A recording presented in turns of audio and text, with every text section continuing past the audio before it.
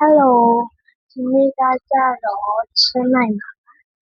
ချင်းမိုင်က strawberry ပွားပေါ့နော်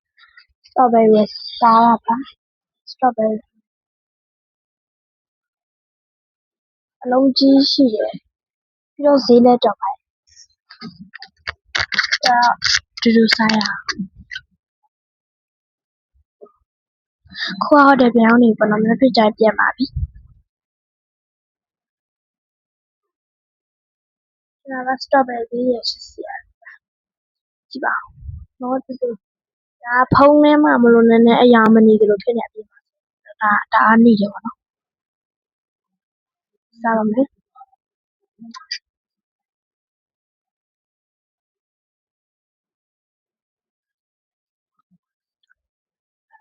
ရှင်တော့ချင်တော့စားကလည်း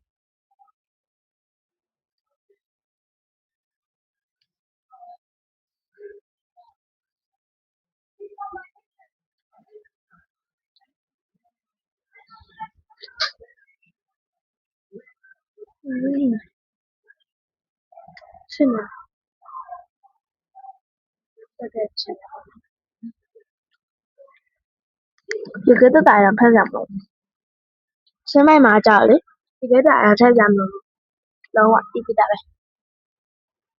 ဒီတော့ရပါမရှင်လို့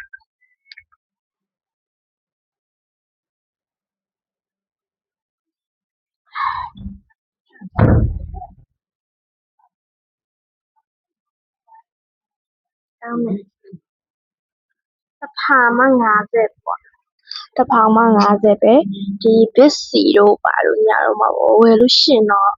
100ကျော်ကတော့အနည်းဆုံးပေါ့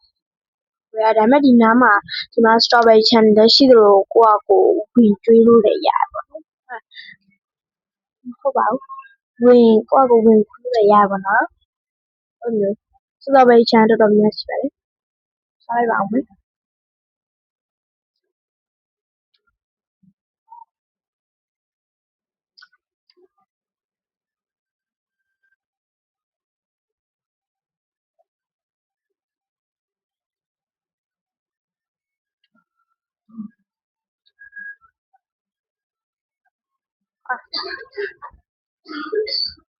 ရှင်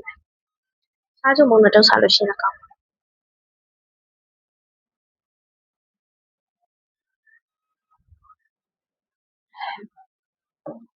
拜拜嘛နောက်ဗီဒီယိုမှာတွေ့ပါမယ်ရှင်